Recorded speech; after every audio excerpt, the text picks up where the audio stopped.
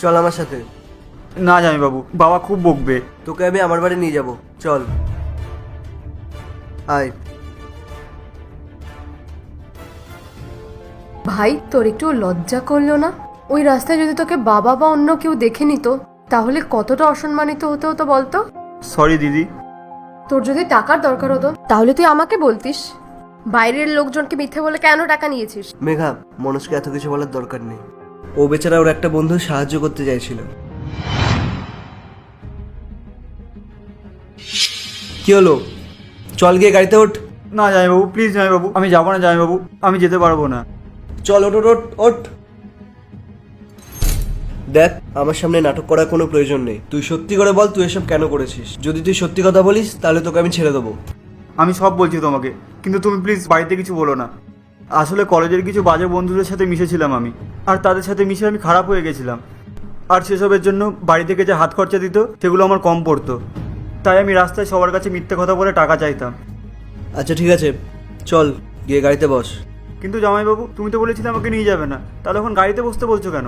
বললাম না গিয়ে গাড়িতে বসতে, চুপচাপ গিয়ে গাড়িতে বস।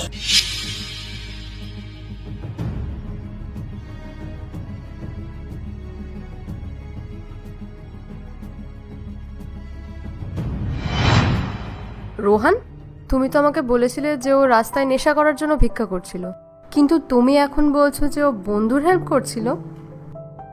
আসলে আমি ভুল ছিলাম।